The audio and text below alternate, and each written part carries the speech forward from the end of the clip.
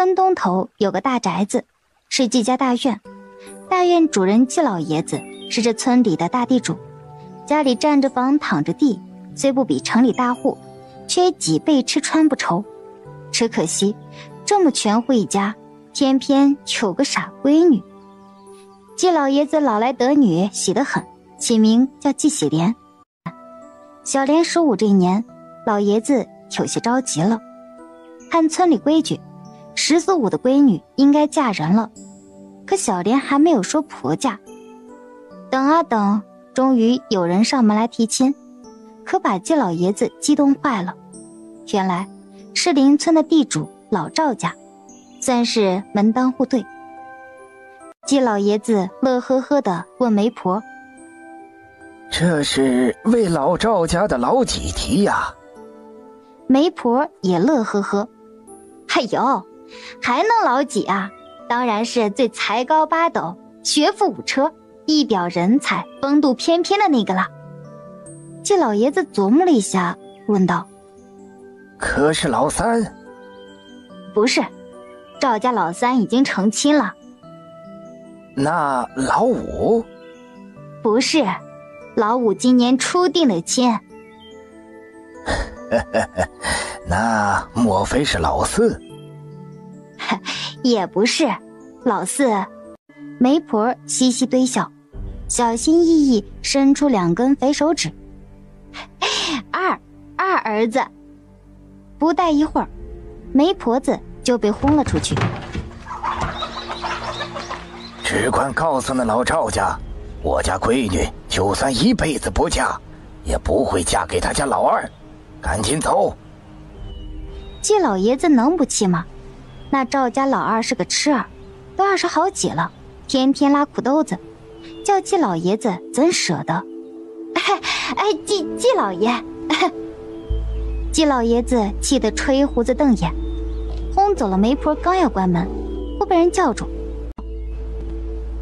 你来干嘛？”季老爷子没好脸道：“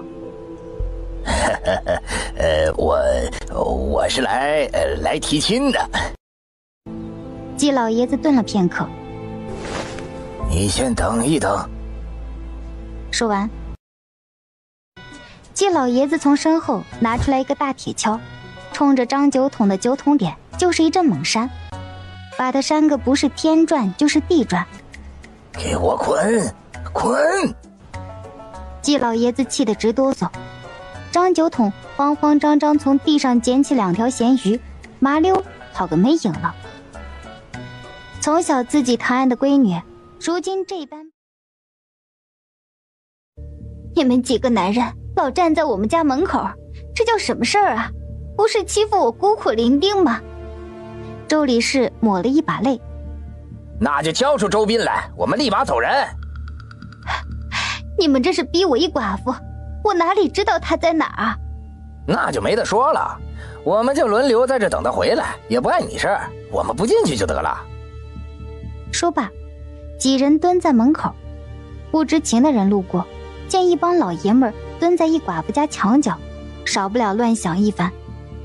周理事难堪的受不了，气急了，拿出扫把赶他们。就在抬手之际，忽被一只有力的手掌控制住，还未来得及回头去瞧，只觉得那手掌猛一握，一阵力，人已被甩了出去，呲呲实实地撞到墙上。一阵哎呦，几人忙转来瞧这出手之人是谁。周理事却激动地扑上前，颤着声轻唤道：“大圣！”“娘，是我，儿子回来了。”周胜忙踏前一步，一把扶住老娘，眼眶微红，应道：“周理事又惊又喜，5、6年没见的儿子突然近在眼前，哪能不激动？他摸着儿子的胳膊腿儿都还在，上下一遍遍地看，比当年走时瘦了一些，也黑了不少，却也更结实了许多，双目炯炯有神，十分精神。抹把泪，欣慰道：“回来就好，回来就好。”一旁几人有些错愕，面面相觑一番。娘，儿子不孝，回来晚了，让您待别人这般欺负。说着，一双怒目向那几人扫去。那几人也真没理，又见周胜这般气势，顿时有些蔫了。大圣，这事儿也不怪他人，是咱们理亏。周理事懒道。大圣自然不知来龙去脉，见老娘这般，想必其中定有原因。听到了吧，你娘自己认的，不是我们欺负人，是你周家欺负人在先。一个男的见识出来说道。我家怎么惹着你们了？非要几个汉子为难一个妇人，还要动手？大圣回问，问的那人一阵脸红，死撑脸道：你家骗婚在先，拿了钱就翻脸不认人，现在村里人都知道你家悔婚，以后让人家闺女还怎么嫁人啊？你说说，是不是你们理亏？大圣一听，也是明白一半，糊涂一半，但也知道了个大概。纵使我家有不对，你们几个男人也不该这么欺负个女人，可以有理说理，有事说事。照你们这般撒野，我周胜可眼里不容。大圣低头看了一眼老娘，心疼娘受了苦。娘，你先回屋，这我自会处理。周理事虽有担忧，也见大圣心里有谱，便点头进屋去了。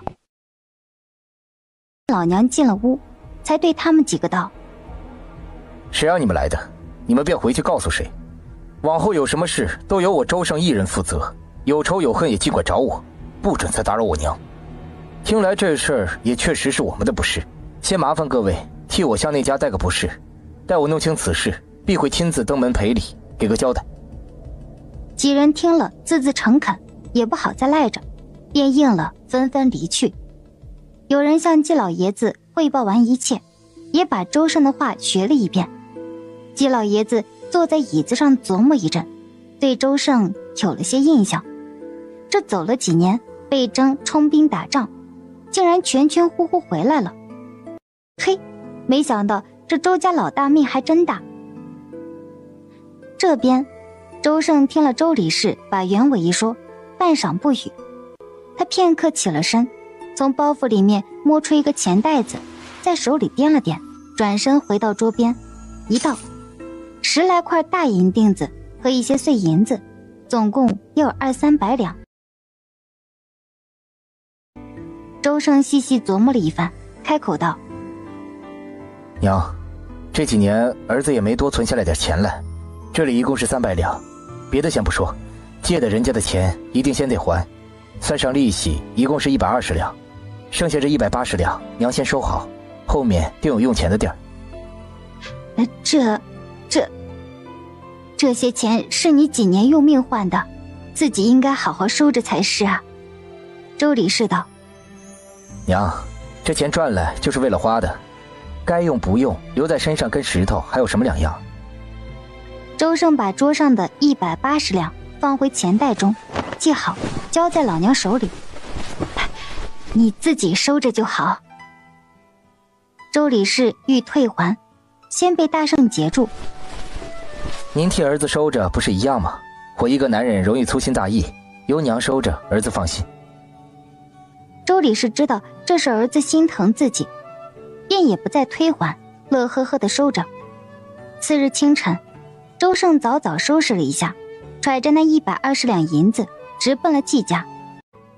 次日清晨，周胜早早收拾了一下，揣着那120两银子直奔了季家。季老爷子一听是周家那老大来了，急忙叫人请进来。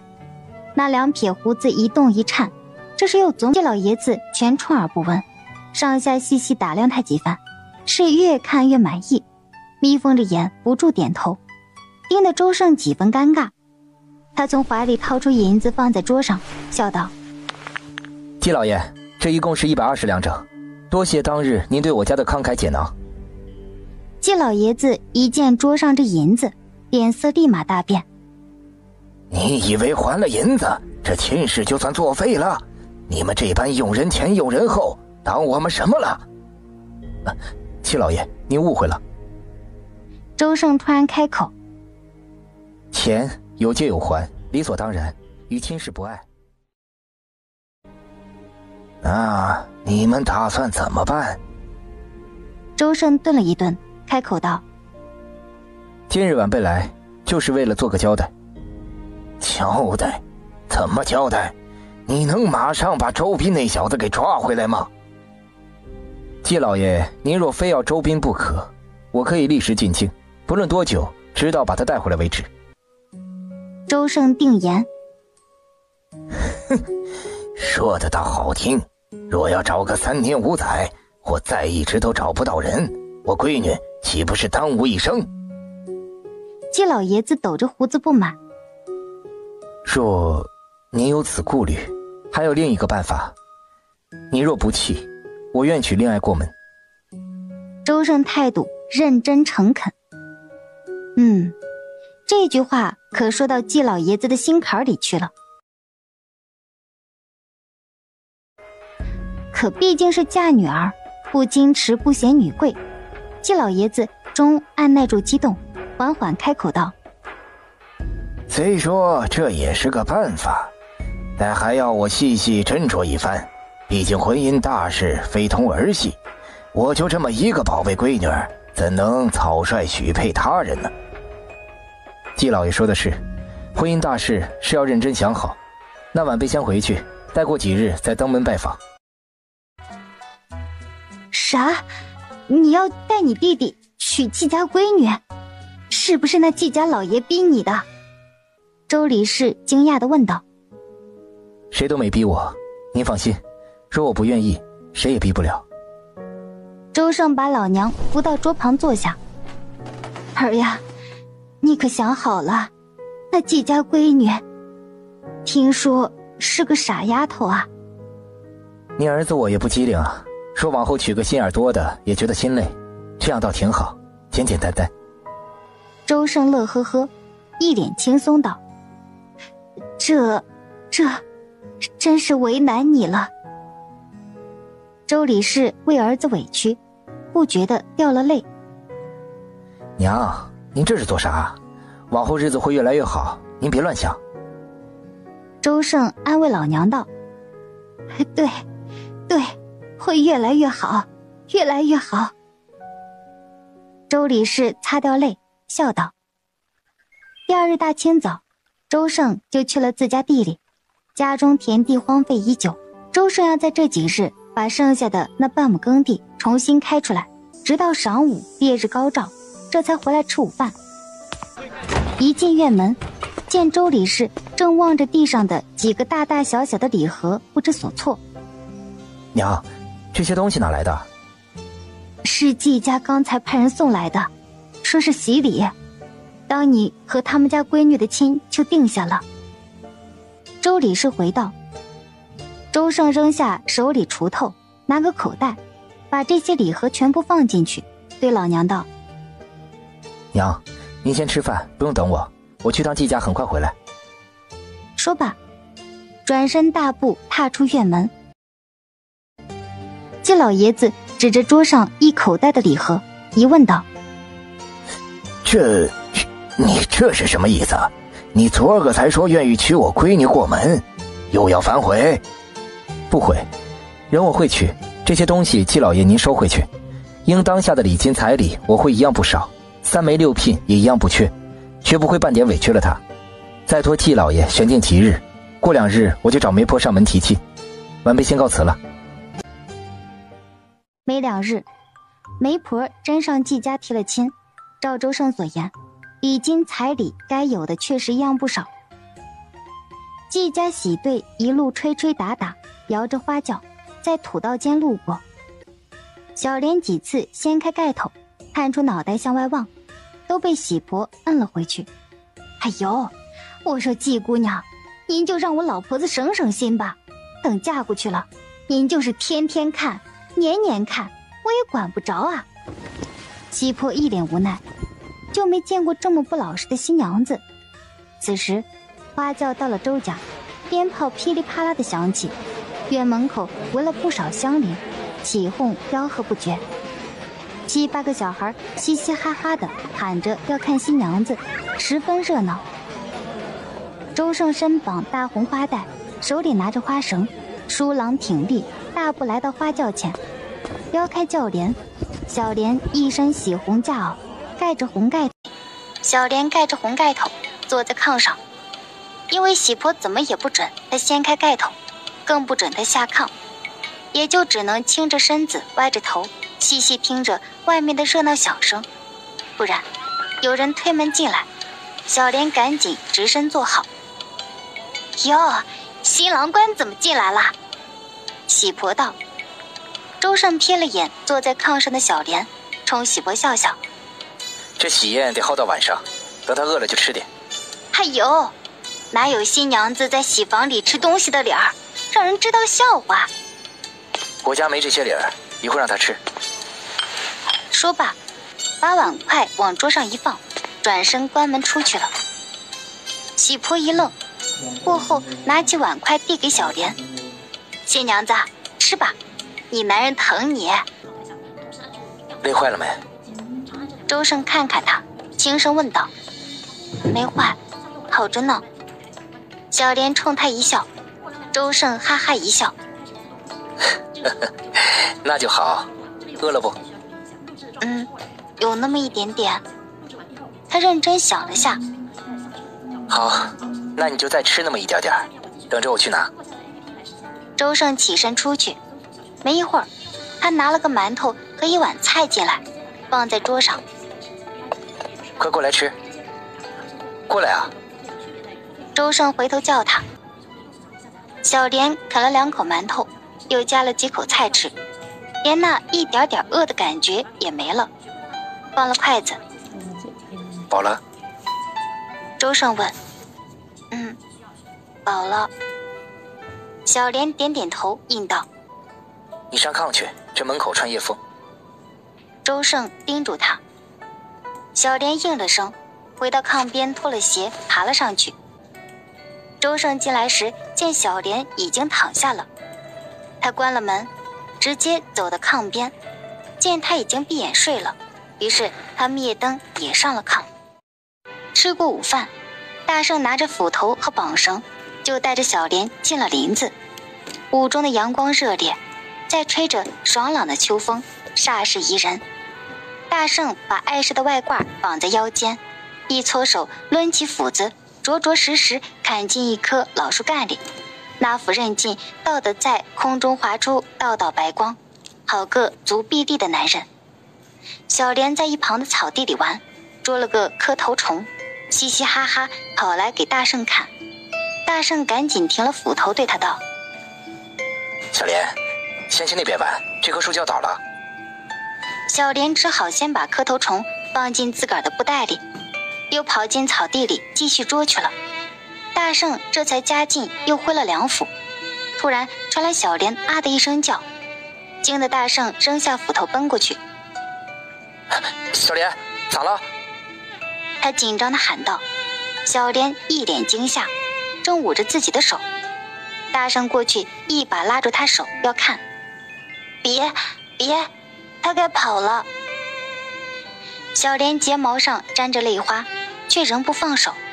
大圣不知他手里放着啥，更管不了那个，一把掰开来看，瞬间从他手心里飞出来一只花天牛。竟然攥只老牛在手心里，能不被咬吗？大圣只觉哭笑不得，被咬还死死地攥着不放手，却见他痛得直抹泪，安慰道：没事的，等着。然后他在草间四处寻摸几下，从个石头缝间的植物上揪了片绿叶子，含进嘴里嚼了，再抹到小莲手上，一股清清凉凉驱赶了大半疼痛。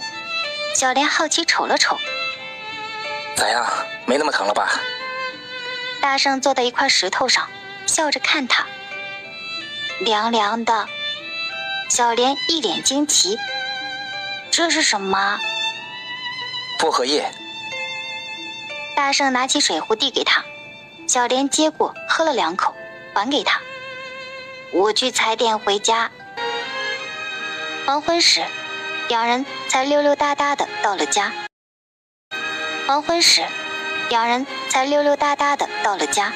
大圣一推院门，正正见个瘦瘦高高的男人站在周理事门口，一晃眼认出这不是周兵吗？大哥，哈尔滨。大圣哈哈一笑，你可回来了，好让娘一番惦记。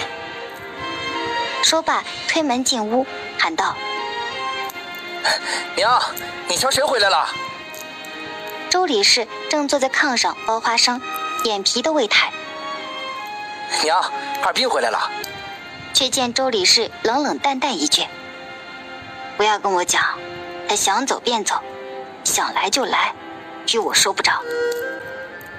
娘，您这是咋了？人回来了就不要气了。哈尔滨，快过来给娘赔个不是。大声叫道。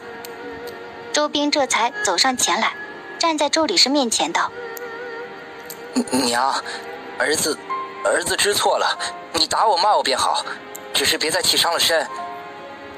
周理事冷笑道：你还顾及得让你老娘伤身？哼，心都被你伤透了。娘，您这才口不对心，为二斌担心的是你，这会儿又伤透了心。大圣打着圆场。小莲，过来。大圣一招手，小莲抱着那包薄荷叶进来，直接放到床上。二斌，这是你嫂子。大圣道：这又是啥玩意儿？周理事道：这是薄荷叶，摸着凉凉的。小莲认真的解释道。周理事撩开一看，脸色都变了。你用大圣的衣服来裹这些破叶子？小莲有些不乐意的嘟囔：哪是破叶子，是薄荷叶，摸着凉凉的。大圣在一旁笑道：一些叶子而已，衣服也刮不坏。弄这么脏，他给你洗吗？就知道捣乱。周理事瞪了一眼。一会儿我自个儿洗2把就出来了，不碍事儿。大圣笑呵呵道。周理事从炕上下来，话里带话一句：没个让我省心的。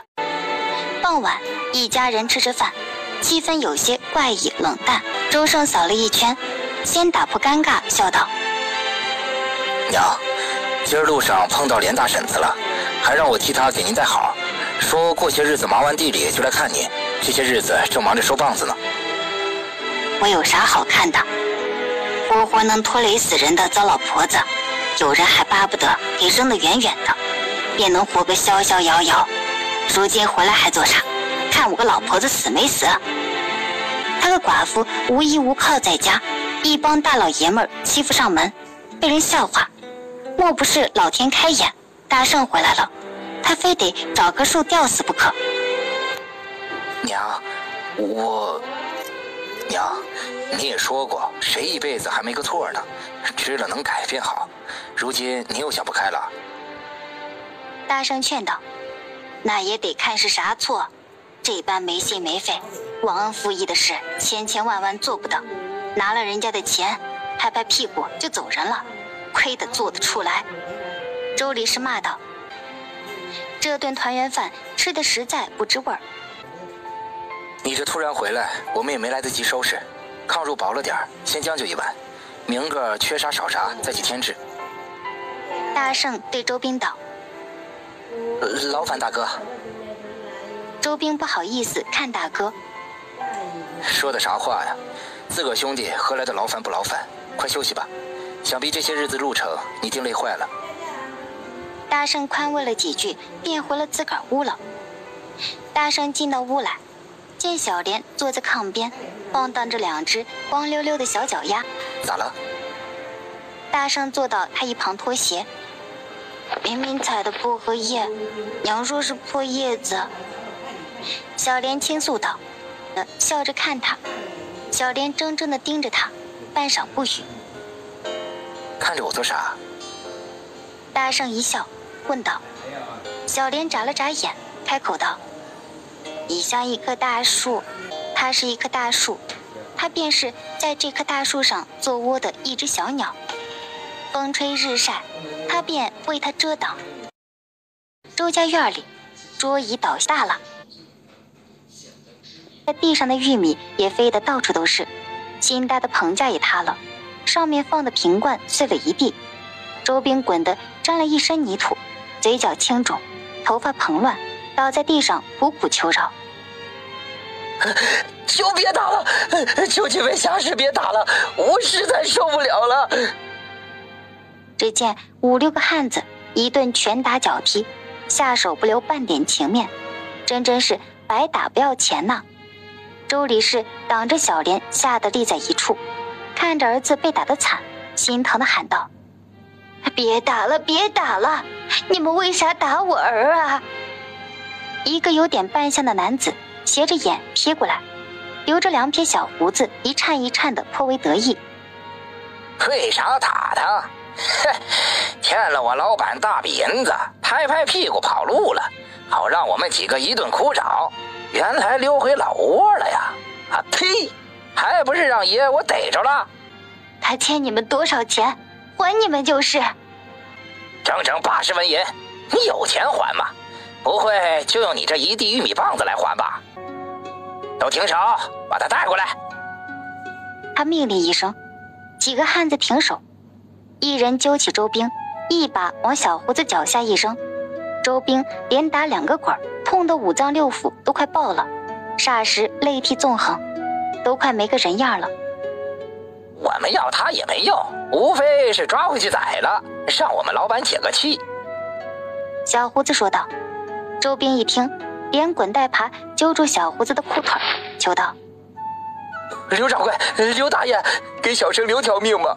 大恩大德，来生做牛做马做畜生来偿还。”小胡子一脸嫌弃，一脚丫子把周兵踹到一边，笑道：“也不管来生，只问今世。若钱和人都拿不回去，无法跟老板交代，你也不要怪我，要怪就怪你自个儿不争气。哼，读一肚子书，吃一肚子沫，果然都成了屎拉出来，活活个没出息的种。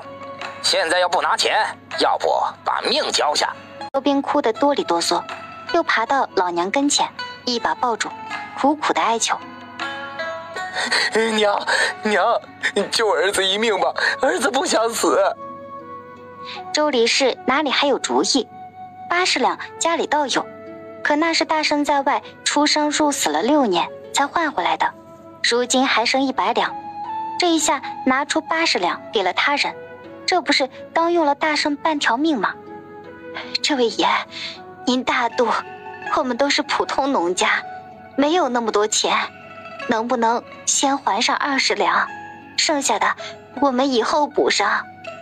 周理事尽量商量道：“老大嫂，别说20两，就是少1文也没商量。”小胡子打断道。周理事正为难，小胡子一笑，又接道：“老大嫂，我看你这闺女还不错，要不抵给我们，带着姑娘外面见见世面，吃香喝辣，荣华富贵，便也可当作抵了债，您儿子的命也可留下。”周理事一把护住小莲道：“不行，她是我媳妇儿，不能与你们走。”哟，开了瓜的了，这得少了些钱儿。小胡子嘀咕一句，又一脸贼笑：“老嫂子，你这就不开窍了，这媳妇儿没了还能娶，儿子若没了根儿也就断了，我们如今就为您这般着想呢，您再不开窍，也就别怪我们几个帮您做了个了结。”说着向后一招手，喝道：“兄弟几个，给我拿人！”周理事死死地搂着小莲，小莲也死死地揪着周理事的衣袄，吓得一个劲儿地往后缩。俩大汉上前，一人拽着周理事，一人抓住小莲，还一脸赖笑，冲小莲道：“小娘子，跟哥哥走吧。”说罢一低腰，手臂狠狠地夹住小莲的腿，直接扛到肩上。小莲头朝下，在那人背上一顿惊叫，乱打乱捶，霸气都散开了。那大汉贼笑一声：“你现在打了爷几下，回去爷便讨回来几次，打吧打吧，多多益善。”小胡子带头走在最前面，临出院门，还不忘回头狠狠地呸了周斌一口。突的，一只4钢4铁的手掌稳准狠地猛然掐住他3寸喉关。把人放下！大圣！周理事嘶喊一声，顿时眼泪婆娑。别让我把话说第2遍，乃粗人一个，手脚可不长眼。大圣一字一句，眼神坚决。我并非滋事之人，不论何事，只要你有理，我便依你。若你们是群生事的歹人，想带走他，除非从我身上踩过去，你可明了？谢好汉饶命！为何到我家闹事？说吧。大圣直截了当。小胡子这才从袖口里掏出一张借据，拿给大圣看，指指周兵，解释道：这并非是我们有意闹事，而是这小子欠钱不还，带利息整整80文银呐。好，钱还你作罢，从此两不相欠。说罢，拉着小莲进到院里，扶起老娘道：娘，那钱您收在哪儿了？拨出80两银子来，还与他们。周理事用袖子抹抹眼泪，惊得抬头道：大圣，80两啊，那是你！大圣打断道：娘，钱是身外之物，没了再赚。这次确实咱们欠钱在先，哪有不还之理？快去拿来吧。周理事只好回屋拿出80两，交与大圣。你们看少不少？大圣把那钱袋子往一个大汉手里一扔。他们万万没有想到，一个普通农家竟能一下子拿出这么多银子来。他们万万没有想到，一个普通农家竟能一下子拿出这么多银子来。不少不少，正好。小胡子笑道：借据拿来。大圣伸手道。小胡子忙一脸恍悟，赶紧递上借据。既然事了，便不再多留。几位请。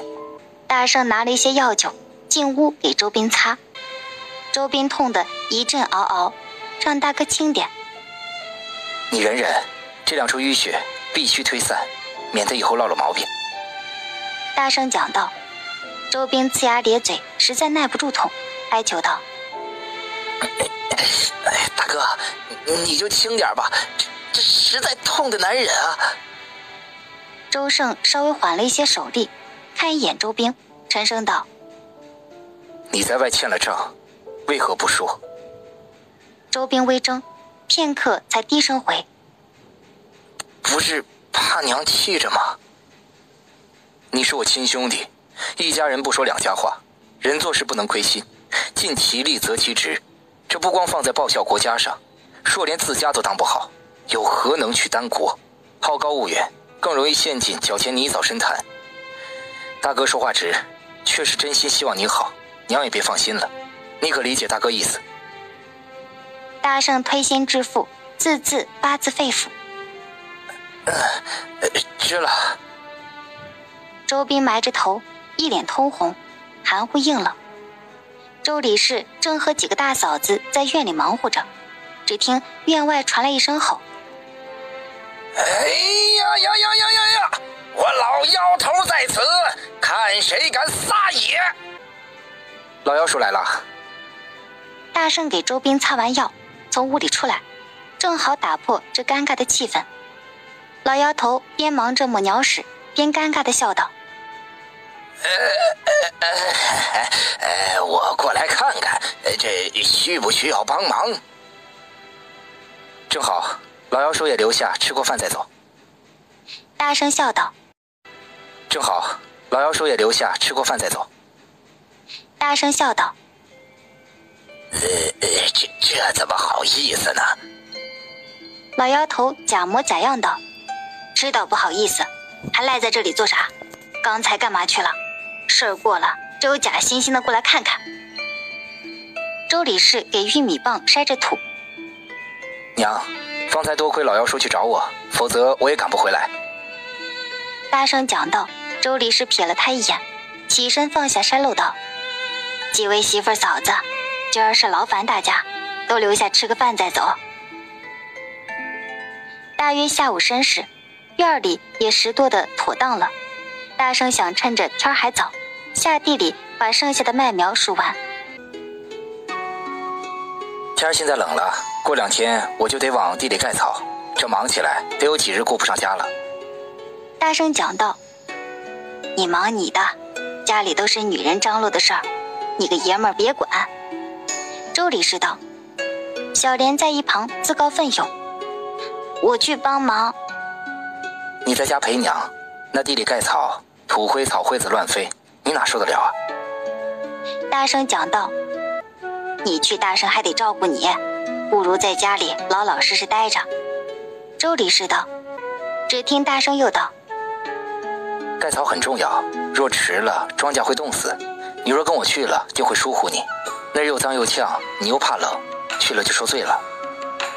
你一人哪能忙得过来？二兵，你去帮你大哥。周理事瞥了一眼周斌道：啥？帮啥？周斌一脸恍惚：冲啥愣？叫你去地里帮你大哥盖草。周理事没好气道。周斌是真没听见，方才一直埋头默默地喝粥，一声不吭。其实心里是大江大浪的翻腾，这缘由是他今儿个才知道的。小莲原是季家那闺女，当初与他定了亲的那季家姑娘，原本小莲应是他的媳妇儿，现在竟成了他嫂子。这一想，那心里简直翻江倒了海，实为难受。你倒是听见没？聋了还是哑了？周理事骂道。我倒是想帮忙，可我哪会做地里的活儿，去了也是添乱啊。周兵本就心里别扭，这又被老娘一骂，更为不快。周理事一听，气得碗筷一摔：不干活就别吃饭，你大哥凭啥养着你？这一句便捅出周兵心火来。凭啥？凭啥？就凭他抢了我的女人！他一巴掌落在周兵脸上。娘！大圣一把握住老娘的手，劝道：有话好好说，何必动手？娘，您先回屋歇着，我跟二斌说几句。小莲，你随娘一块进屋。大圣道。待娘俩走后，桌上只剩他俩兄弟面对面坐着。大圣思忖片刻，才开口道：这事不是有意瞒你，你莫要痴心。当初季家为了找你，叫了几个汉子天天蹲在咱家院外，娘着实受了许多委屈。当我知了始末，便去季家赔礼，但有些事不是道个歉就能解决的，只碍于人家姑娘的名声，所以我向季家提了2条：一是我去找你，直到把你带回来为止，只是季老爷担心这一找便遥遥无期，误了女儿终身，这才有第2条，我娶小莲过门。哼，看来我还要谢谢大哥，谢谢大哥娶了我的女人啊。周斌冷笑道。大圣微微皱了下眉，即刻又舒缓，沉声道：错了，她是你嫂子，不是你女人，往后你要记清这一点。假如不是你中途回来，现在……大圣突然截止道：没有假如，你得知道事已如此，再怎么纠结也无法改变，你又何必自寻烦恼？你先冷静冷静，若还有一处，过几日再说。说罢，大圣起身出去。周斌一拳砸在桌上，咬牙切齿，不觉自己实在窝囊。媳妇儿被人抢了，老娘还给自己一巴掌，这口气怎能咽得下去？10月里，一帮身穿羊皮背心的庄稼汉们，个个挥着赤裸的手臂，在那片金黄黄的麦浪间淘劲儿翻着干草，扬起漫天草穗儿。白天，小莲总拿个小板凳，坐在院里整整坐一天，冷了就回屋套个袄子，再坐在院子里等大圣。不是跟你说了，大圣要晚上才回来，中午他在地里吃，你这坐着冻坏了咋办？回屋等不是一样？周理事劝道。小莲不吭声，反正怔怔的坐着不动。小莲，周斌手里拿一件外套，从屋里出来。小莲抬头看他一眼。天冷了，我给你拿件衣服。周斌上手给小莲披上。我有衣服。小莲把那外套往下扯，却被周斌一把抓住手，低声道：咱们是一家人，有啥客气的？你先穿着，过后再还我就是了。周斌攥着小莲的手仍不放，继续道：你的手真凉，我给你捂捂。小莲觉得不自在，便将手往回缩。没啥不好意思，小莲，我对你好是应该的，你本来就该是我媳妇儿，都是我哥中间搅和，不然你天天该跟我一块睡，懂不？我才该是你的男人。周斌话未说完，不料一把黄土甩到脸上，满满吃了一口。你敢拿土丢我？周斌冒着一嘴黄土烟，气急一把拽起小莲。小莲瞪圆了眼，气得直哆嗦，喊道：你才不是我男人，我也不是你媳妇儿，不是，不是，不是，不是。周理事听到动静，赶紧出来看，正见周斌使劲儿拽着小莲，一手扬起就要向小莲打去。住手！你敢碰他一个试试？信不信我拿刀剁了你？周理事喝住。她本该就是我媳妇儿，我打她有何不可？周斌怒道：放你畜生的狗臭屁！当初是哪个没良心的先嫌弃人家的？你哥没半点怨言，娶进门的媳妇儿咋成你的了？全村人一双双眼睛看着的，把小莲光明正大抱进周家门的是大圣，可不是你周兵。周理事颤着手，恨恨地指着他。跟季家定亲的人原本就是我，甭管我娶没娶进门，定了亲就该是我媳妇儿。她守一辈子活寡也不能再嫁人，这般不守妇道，早该沁猪楼。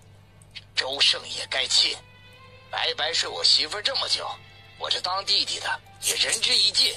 说要闹到公堂，他俩就是奸夫淫女，谁都活不了。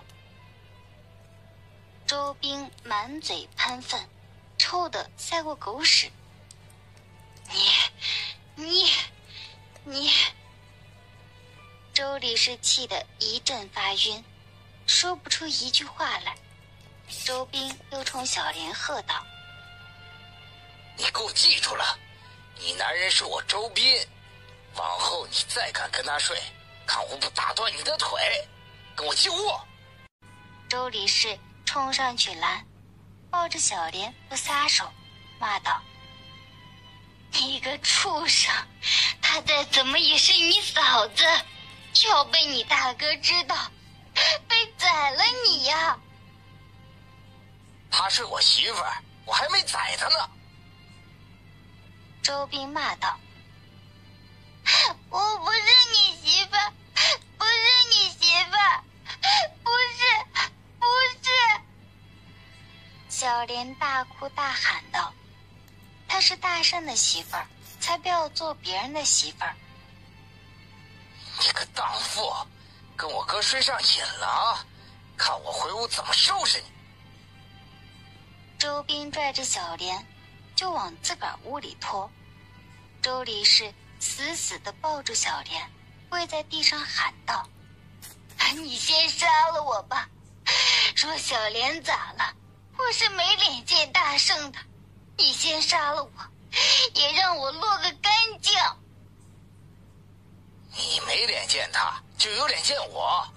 眼看着他把我媳妇儿抢了，你咋不说了？别以为我不知道，不就是看我这次没中举，又见他拿回来俩钱儿，就歪了心。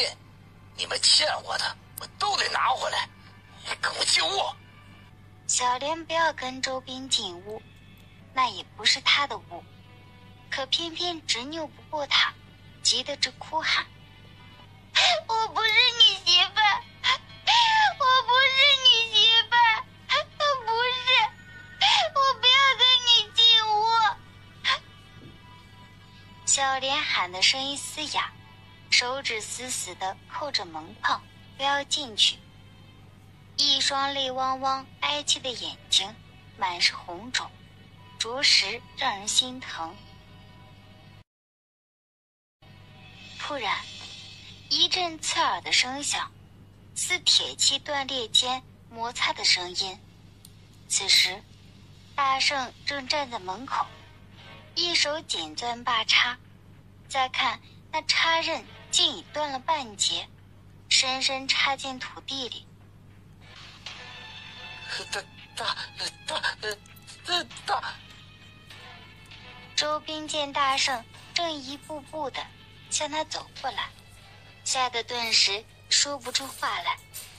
大哥两字还未出口，只觉喉间猛然被死死的一掐，舌根及时封住气管，一时差点没憋过气去。大圣！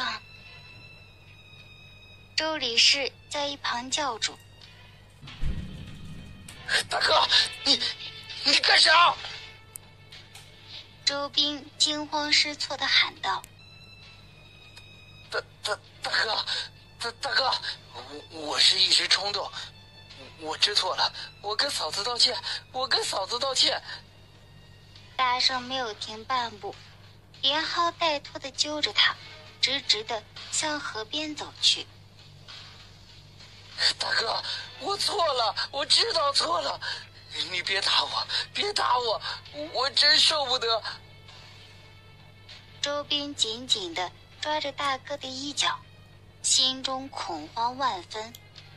大圣一把将他扔进河里，低声道：“我若动手，你方才便已没命。就算不看你我兄弟一场的情分，只怕害娘一场痛心难过。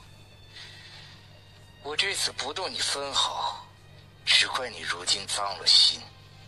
今日你不给我把心洗个干净，就别想上来。”周斌哆里哆嗦地从水里往岸上爬，冻得脑仁都疼。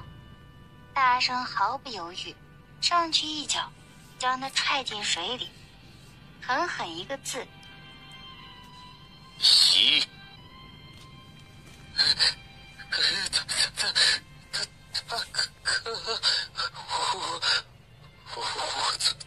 我错了。这倒霉催的，动了连句人话都说不出来了。什么时候洗完，什么时候上来。再耽误，冻死了可别怨我。大圣眼神决绝，说一不二，不洗就别想上岸。周斌这回是真的信了大哥的话，不洗就别想上岸。终于他哆里哆嗦的上了岸，抖着身子跟着大哥回了家。周理事看到周斌这副德行，疑惑的便问大圣：“这咋了？”“没事，娘，我就怕他长个记性，多喝几碗姜汤就没事了。”大圣安慰老娘道：“周理事点点头。那就好，毕竟他是你亲弟弟啊。大圣回道。我懂，你放心。周斌回了屋，立刻脱了一个精光，囚进被子里，裹得严严实实，像个肥肥的蚕蛹。大圣端了一大碗姜汤进来，放在桌上，看他一眼道：把这喝了，捂出一身汗便没事。周斌邪邪乎乎的一阵哆嗦。谢谢大哥。你记住，往后你若再敢碰小莲，哪只手碰了，我就废你那只，绝不食言。说罢，大圣转身走了出去。大圣刚打周边屋里出来，便被老娘叫住。咋了，娘？大圣问道。刚才我叫小莲吃饭，进屋见她把自己裹在被子里，也不说话。你给她拿进去点吃的，哄她吃点。周理事道。我知道了，你回屋歇着吧。小莲闷闷不乐，把自己裹在被子里，就露着两只红肿的眼睛，怔怔地坐在炕上一动不动。大圣把饭菜轻轻地撂在桌上，看了小莲一阵，笑道：你这是搬得不倒翁啊。小莲稍一眨眼，那泪珠就掉了下来。小莲，不哭了，是我不好，往后我去哪儿都带着你，这次是我粗心了，不哭了，小莲，要不你打打我。大圣握着小莲的手，就往自个儿身上一通打。没事了，没事了，小莲。终于哄着小莲吃了些东西，却仍是闷闷不乐。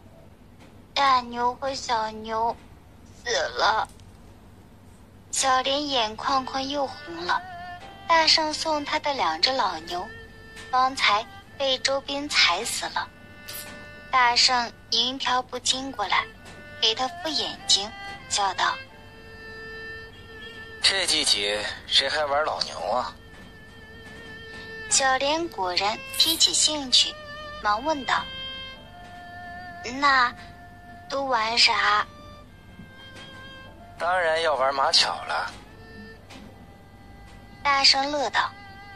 小莲挠挠嘴儿，告诉大圣：我就没有马巧。好，明个就带我媳妇儿捉去。你天天都去地里，咋带我去抓马巧？大圣瞧他一副小怨妇样，实在好笑。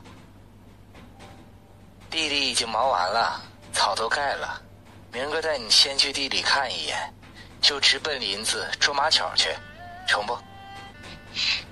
那我赶紧睡觉，明儿早早就去。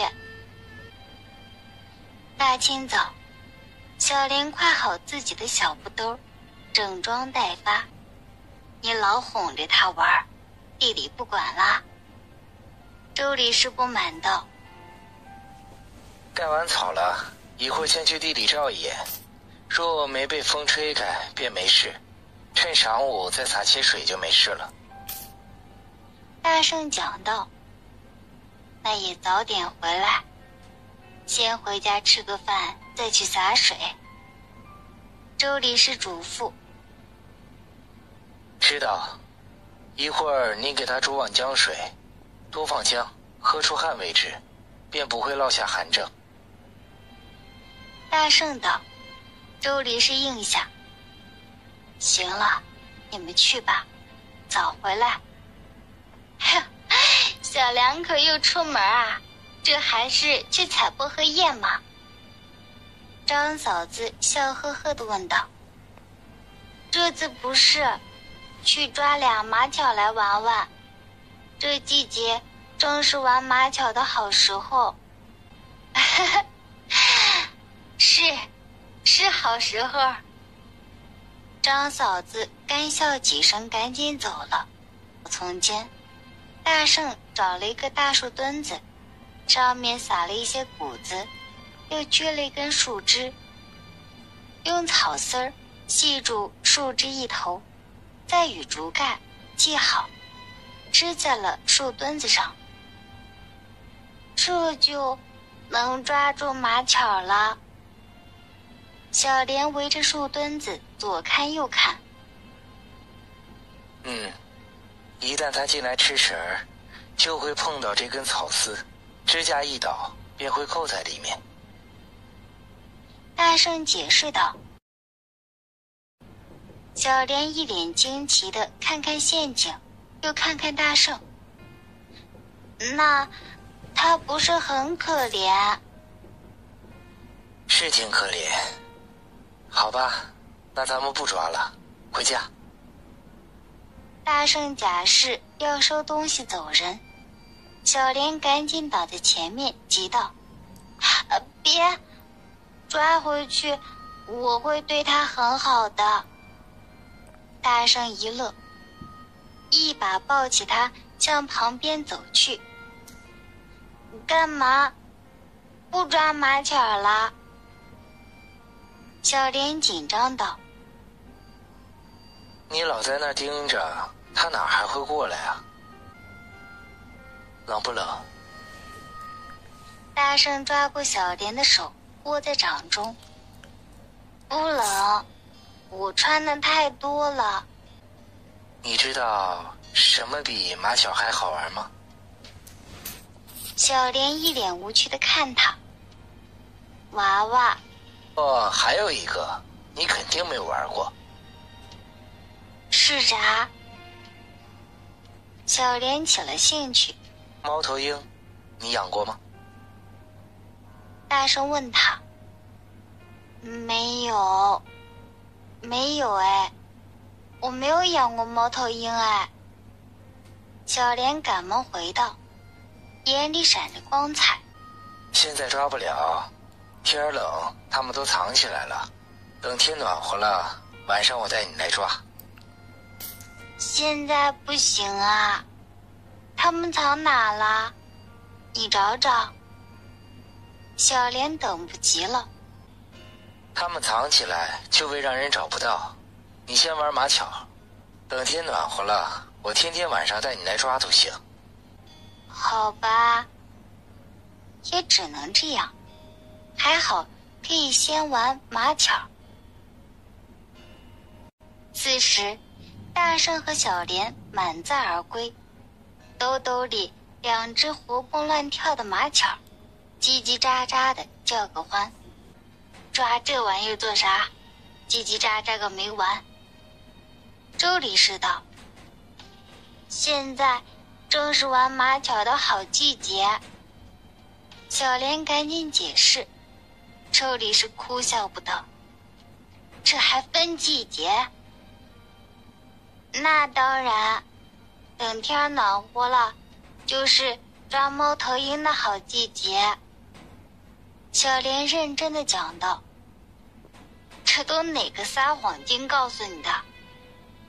周理事瞥了眼大圣，不用人告诉我，我也知道的。小莲赶紧抱着斗斗上了炕。哎呦，你咋不抱着他上你自己炕去？给我抖了一炕毛！周理事叫道。小莲又往炕里挪挪，盘好腿道：“它不掉毛。”你又知道了？人都掉头发，这畜生咋不掉毛？娘，大哥，嫂子。周兵踌躇着站在门口，屋里忽下一静。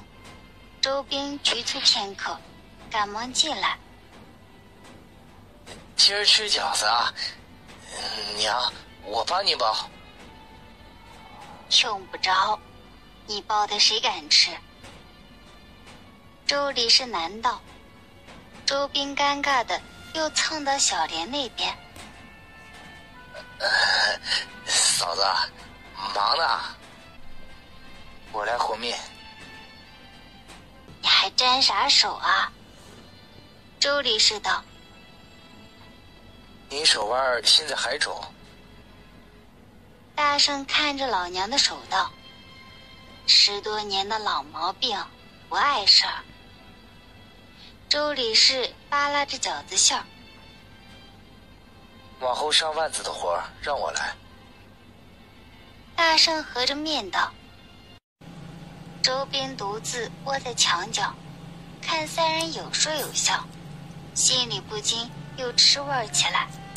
他暗自后悔，说当初娶了小莲，如今过着乐呵日子的就是他周斌，哪还能轮到大哥？吃过饭，大圣拿上水桶去地里洒水，小莲提着斗斗跟大圣一起去。周斌从后面跟过来。大哥，我也去帮忙吧。大圣看他一眼，也没有拒绝，继续带着小莲往地里走。周斌就怔怔地跟在他俩身后。说是来帮忙，周斌连个水桶也没拿，只是干巴巴地看着。他倒并非故意，长这么大他从未干过地里活。大圣走后都有老娘一人打理田地，周斌未帮过一天忙。读书人嘛，又是村里唯一的秀才，鼻孔都能长头顶上去，哪会干这些粗活？他看向小莲，乐呵呵地过去。小莲，大哥对你好不？小莲乐着，边看马巧边应道：“好。”周边余光瞟着大哥，拿着草须子装模作样，继续道：“这倒是，他也不敢对你不好。当初是你爹逼着他娶了你，他还欠了你家大笔银子，他再不想娶也不行的。你爹还叫了好些人看着他，怕他偷偷跑了。”小莲盯着周斌，眼都不眨，盯得周斌发毛。咋了？周斌发毛地问道。你胡说！小莲声音抖涩。我不会骗你，你可以回家问你爹去，是不是当初叫了好几个人堵在我家门口？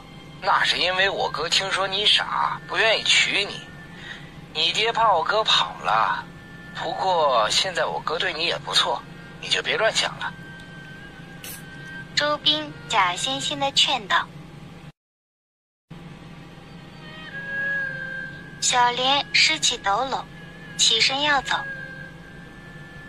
啊，嫂子，你去哪儿啊？大哥，嫂子要走。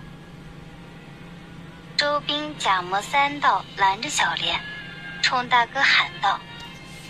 大圣放下水桶，几个箭步走过来。咋了？我想回家。小莲埋着脸。是不是冷了？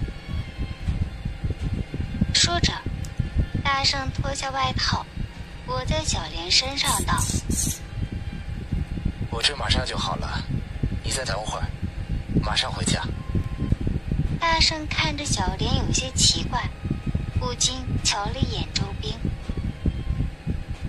都怪我大哥，方才陪嫂子斗巧玩，把她斗输了，肯定生我气呢。周斌解释道。大圣也没有说啥，提起水桶道：“回去吧。”他周斌既然吃不着，也不能看着别人好吃好喝的过日子，大不了拿个搅屎棒把一锅好粥给搅黄了，谁都甭想吃，心里这才平衡痛快了。到了一个岔口，小莲闷头拐进去。小莲，大圣上前拦着他。你这要去哪儿？我回我家去。小莲抱着抖抖，歪着头，大声笑道：原来想家了，傻丫头，那也不是这条路啊。小莲咬着唇，忍着眼泪，抬头看大圣，喊道：我不是傻丫头。说完，丢下大圣，继续往前走。到了季家，太阳正落在地平线上，不早不晚，刚刚好。季老爷子突然一见闺女，一口水烟差点没走错地儿，从眼睛里冒出来，一阵激动啊！小莲反而不声不响，转身跑回了自己屋里。这丫头越来越没规矩，见着老爹都不喊一句了。季老爷子一运气，几毛胡须飘了起来。小莲心里想着你二老呢，这不就陪他回来看看。大圣道：你都忙了一天，还陪着他往这边跑，以后不要随便依着他。季老爷子道：我倒没啥可忙的，家里活插不上手，无非就是下个地，时间宽得很。大圣笑道。季老爷子点头，笑呵呵道：亲家可好？好，劳烦爹娘一番惦记，今儿个来得匆忙，从地里直接过来的，两手空空，爹娘别见怪了。大圣回道：说的啥话呀？要我说，你拿东西来，我才见怪呢。女婿半个儿，一家人不讲什么理儿，可记住了。季老爷子笑眯眯道。大圣一口应道：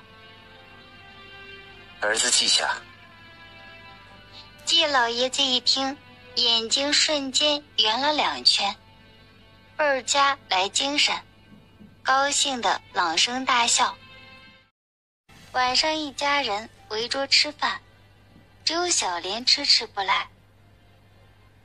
去叫，这丫头让一家人等她，越发越没规矩。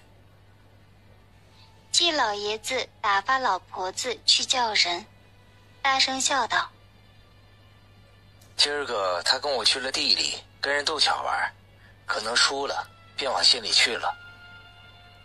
这么大就知道玩，大圣啊，往后他哪儿做的不好，你就骂他，否则他老跟个不懂事的孩子似的。季老爷子道：小莲这样挺好，我家人少，往常便没啥活，亲戚也少，就更没啥乱七八糟的规矩。大圣回道。季潘大笑道：总之啊，我这妹子有大圣，我就放心。谈笑间，老婆子一脸难色回来，说小莲不想吃。这丫头。季老爷子一脸不快。她可能走得累了，那劳烦老妈妈给她带一点过去。大圣交代道：乔姑爷您说这话，我们应该的，我这就去。老婆子赶紧去了。季潘笑道：那咱们吃，来妹夫，不能客气啊。大圣跟季家人也不见外，乐乐呵呵地吃了饭，又与季攀吃了几杯酒，一团融洽。天色不早，季老爷子喊人去叫小莲跟大圣回去，而小莲怔怔地躲在屋里不出来。大圣这次实在不放心把小莲留在季家，便亲自进屋叫她。小莲。大圣进来，见他坐在床上发呆，上前笑道：我媳妇又在想啥呢？小莲埋着眼不吭声，心里不好受。天黑了，小莲，咱们先回去，你要想家，过2天再来就是。大圣哄道。这时季老爷子进来，脸色严肃道：小莲，快和大圣回去，做了媳妇儿咋还这么不懂事呢？小莲挠挠嘴儿，回道：我不要回去。你这丫头，非得打你！季攀站在门口道：要不今晚你俩一块住着得了，我叫人给亲家娘带个话。一家人都看向大圣。行，那……大圣痛快应下，而后话未说完，被小莲打断：不要，我要自个儿住这儿。小莲抿着嘴儿，手指藏在藕袖里扣着。季老爷子立刻指着桌上的窗纸喊道：去，再给我多拿2张来，看我不狠狠打这丫头今天。大圣看了小莲片刻，笑了笑，嘱咐道：行，那这回你可不能再跑出去了。小莲埋着眼不应他。爹娘，那我先回去，明个再来接小莲。大圣交代道。大圣回到家，免不了又被周理事追问一通。啥？又不回来了？咋每次回娘家你都依他住那儿？周理事道。不就2次，再说他都1个多月没回去了，难免念家，想住就住1宿吧。大圣回道：这你明儿个还得跑2趟，这丫头咋就不知道心疼自个儿男人呢？周理事埋怨道。我一大老爷们儿还要疼啥？大圣笑道：懒得说你，说了也是你自己。周理事瞥了一眼，周斌贴在窗上听外面的动静，一听小莲没有回来，心中窃喜，证明小莲当真了，自己斗不过大哥，好歹捏到他软肋。前天喉咙被掐的劲儿还疼，这回也该轮到别人疼疼了。大圣一眼扫过去，便看到周斌贴在窗上的影子，想必这事儿定与这好兄弟有关了。只见天色已晚，不愿惊动老娘，便压下疑虑，进屋去了。大圣从季家走后，季老爷子不免训斥一番女儿，婆婆妈妈唠唠叨叨，听得小莲嫂子在一旁打起瞌睡来。季老爷子猛咳几声，吓得小莲嫂子差点从椅子上出溜下来。季老爷子一瞪眼，又对小莲道：明日大圣接你回去，好好向你婆婆认错，也得跟大圣认个错。嫁出去的姑娘老住娘家，被人知道又得说三道四。小莲呐，大圣对你可不亏心呐。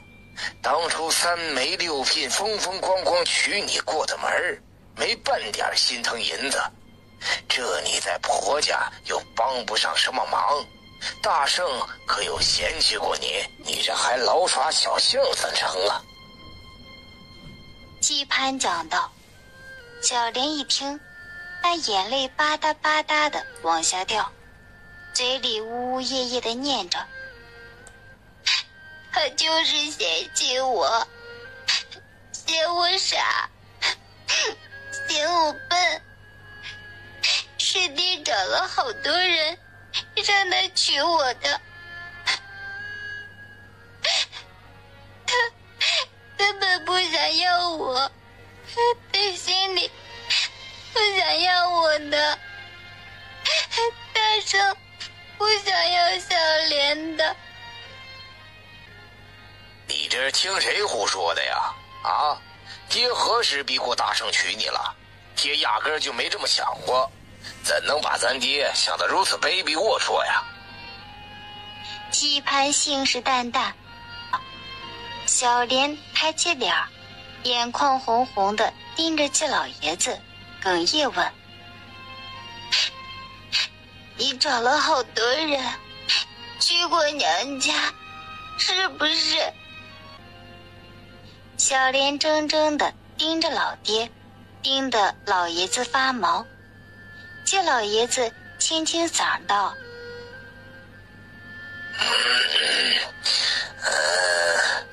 是，都是真的，是爹逼着大圣娶她的。原来大圣心里根本不想要她，大圣也嫌她笨，嫌她傻。大圣心里不想要小莲。季老爷子从未见女儿哭得这般伤心过，像只受了伤的小鹿，躲在角落里舔伤口。哎呦，小莲，好闺女儿！哎呀，不哭了啊！不是你想的那样，大圣不可能嫌弃你。爹敢保证，大圣是把你捧在手心里，不忍让你受一点委屈。他疼你不亚于爹，怎会嫌弃你呢？季老爷子安慰道：妹子，大圣明个来接你，你直接问问他，当初是他自个儿要娶你的，还是咱爹逼他的？季攀道。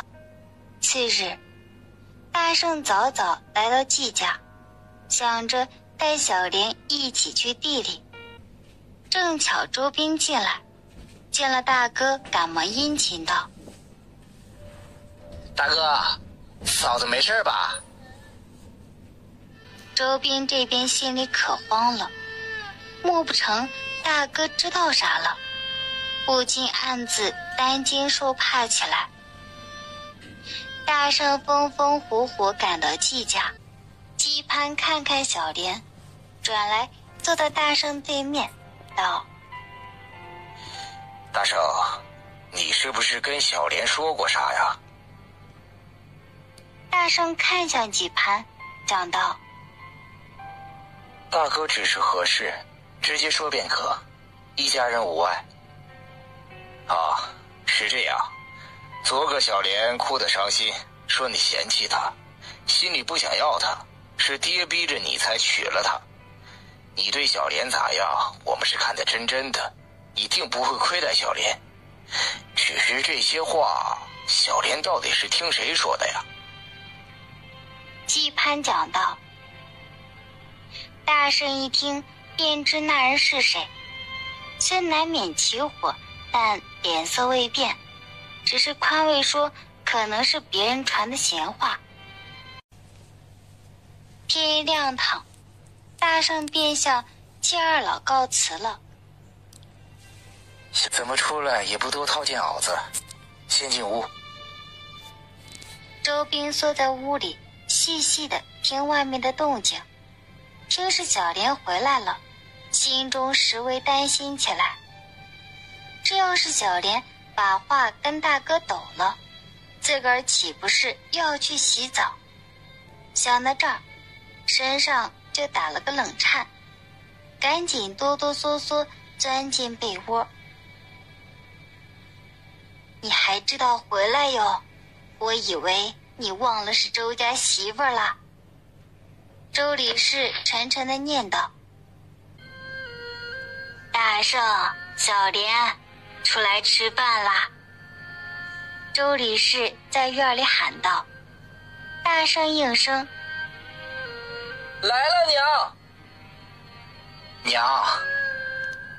周理事回头一看，是周兵，冷冷道：吃饭动作倒快，干活时咋没见勤快过？